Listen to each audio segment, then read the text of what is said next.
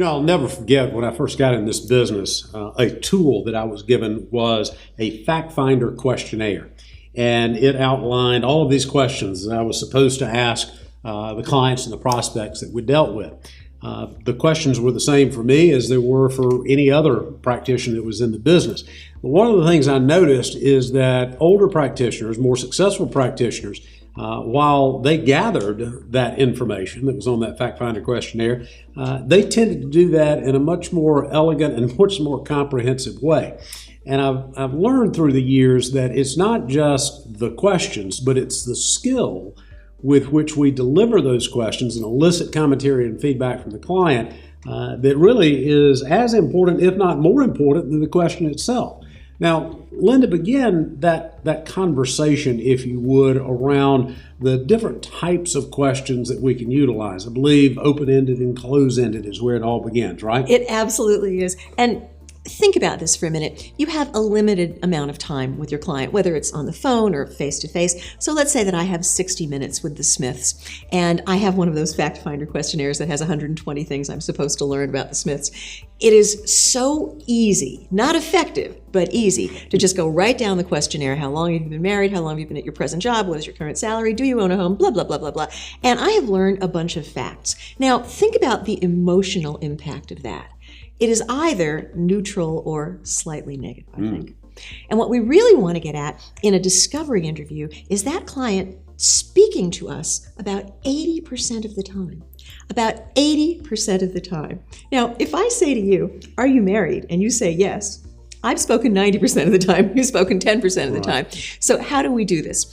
Well, the brain will default to closed-end questions. So asking open-ended questions, those questions where a client really cannot logically answer the question with a word or two. So that we, for example, say, tell me about, or describe for me, or paint a picture of. So an example, did you form your own company? Tell me about your career in business. Now, those are two very different type answers. As we think about this, I want to warn you ahead of time that there is a trick question. Often, you've heard me speak, I think, at length about how important emotion is in the role of making financial decisions. So frequently, advisors are driven to say, well, how do you feel about? How do you feel? Or if we're projecting, we're thinking about solutions, how would you feel if? Is a sneaky, evil, closed-end question that masquerades as an open-end question, because the answer 9 times out of 10 is going to be good or bad. Right. So we really want to help the client sort of create a picture. We have said that people don't think in words, people think in kind of like movies, people think in images. What kind of preparation have you made for helping your children with their college education? Now, that can't be answered with one word. So we really want to create what we're going to call story-leading questions. And as we ask these open-ended questions, there are a couple of what I call magic questions that often an advisor, especially one wedded to a fact-finding sheet, is going to neglect to ask. These magic questions are why? Tell me more. What else? And it's amazing the way the human brain works. If I, for example, say to somebody, what keeps you up at night? And it's not just financial stuff. What keeps you up at night? I get an answer. Most advisors don't think they're going to get much if they say, what else? Well, often it's the second or even the third thing that the client comes up with that's absolutely the most important. So we want to just relax. Our 20% is question after question after question. Another benefit of becoming really good at these story-leading questions is that it allows you to essentially obey what I perceive to be the unbreakable laws of client interaction. Now, we talk about unbreakable laws, the law of gravity. I can challenge it, but if I jump off the top of the building, the law of gravity wins. These laws are, I think, every bit as unbreakable. And I'm going to express them to you from the client's point of view. There are 3 unbreakable laws of client interaction. Law number 1, from the client's point of view, my story is more important than your story. You've put a lot of time into practicing your story. You've written, you've posted videos of your story, but now it's time to give a short form and concentrate on that client. My story is more important than your story from the client point of view. The second law is the most important and in some ways the least intuitive. But my friends, when you master this second law, you're going to have a much easier time helping clients move in the right direction. The second law is, When you encourage me to tell my story, I will tell you every way you could ever help me. That law is so important. I'm just going to say it again. When you encourage me to tell my story, I will tell you every way you could ever help me. Now, I probably won't express it in financial language, but I'll tell you my hopes, my fears, my concerns. And the third law, which is based on a mountain of psychosocial research, is from the client's point of view, when I'm talking, I like you better. And this is funny stuff. Let's say that David is the psychosocial research subject. Say that 3 times fast. The psychosocial research subject. And they'll do something like mic him up, put a hidden mic on him, and send him to a corporate cocktail party where there are 200 people in little groups of 3, 4, 5. And his assignment is join as many groups as possible and say as little as you possibly can and still be socially appropriate. And then they will either query or survey people who have interacted with David. And invariably, what they'll find is that the fewer words he used in any one of these interactions, the more reliably he will be described as smart, interesting. This is one of my favorite ones. Funny, the guy didn't talk. But people kind of project what they're sort of wishing for and hoping for when we don't say much. Now, this is a special challenge for people who are drawn to financial advisory because, let's face it, most of us are very, very verbal and excellent storytellers. But this is a time to sit back. From the client point of view, my story is more important than your story. When you encourage me to tell my story, I'll tell you all the ways that you could ever help me. Wow. And when I'm talking, I like you better. But to do this, you've got to become a truly excellent questioner. And I don't know anybody better qualified to help you through that than my friend David.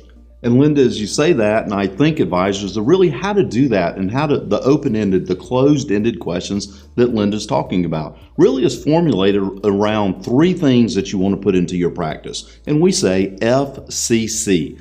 F stands for fact-based questions, C stands for concern generating, and then C, number 2, is consequence-based. So as you heard Linda talk, fact-based questions. Are you married? Tell me about the children, names, date of birth, parents, things like that. Fact-based questions are really those entry-level questions. And then as you heard Linda talk about, concern generating. Tell me a little bit more. Help me understand, David, this. So as you get into the concern base, I've always said, it's really the analogy of Plinko in the old Price is Right game, where you start up here and then you start funneling down. Tell me a little bit more. Help me better understand. So advisors, we've gotten really used to, as you've heard my colleagues talk about, the profiling documents and interviewing, where you pull out a document and you just start filling out those fact-based questions. However, the fact-based questions always lead to the concern base. Help me better understand. Show me how. Explain to me how this allocation fits in with your overall portfolio.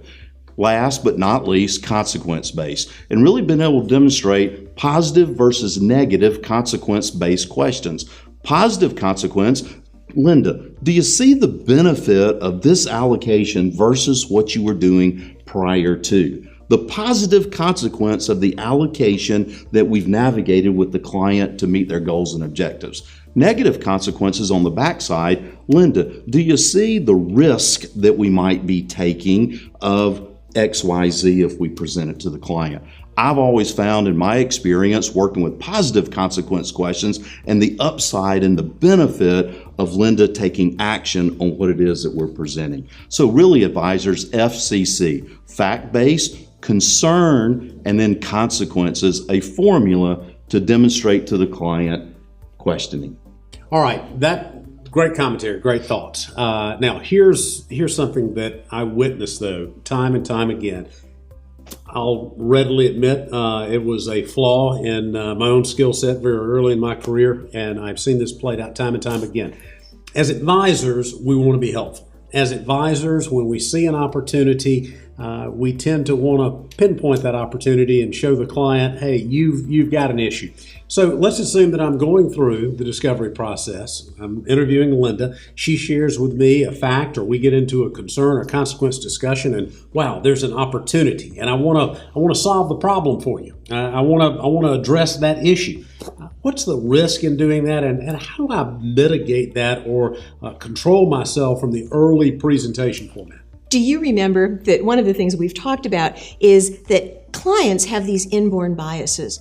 So do advisors. And one of these is loss aversion. I mean, realistically, all of us in the industry are measured by certain benchmarks. And in most cases, there's some combination of, say, assets under management or solutions and products offered and accepted by a client.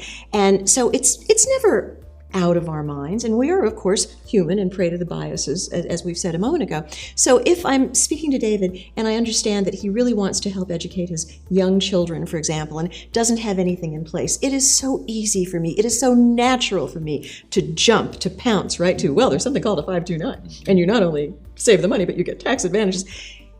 This is a place where we want to go slow to go fast. Say that one more time. We actually want to slow the process down.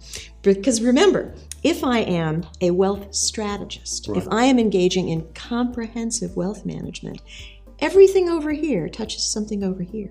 So I can learn that there is a need, and I might then create some of those consequence questions. Well, David, if Katie were accepted at the college of her choice and the funds weren't there, how would that be for your family? This is so awful he can't answer it. On the contrary, a positive consequence question. Right. If Katie were accepted at the #1 college of her choice and paying for it was simply not a problem, what would dinner be like at your house that night? So we want to help the client sort of think in these movies. But what happens instead is we see an opportunity, we know it's good for the client. I'm not suggesting that we're going to do things to rush clients, for example, into solutions that aren't appropriate. But before we get the whole picture, we don't want to actually make any presentations. We want to continue questioning.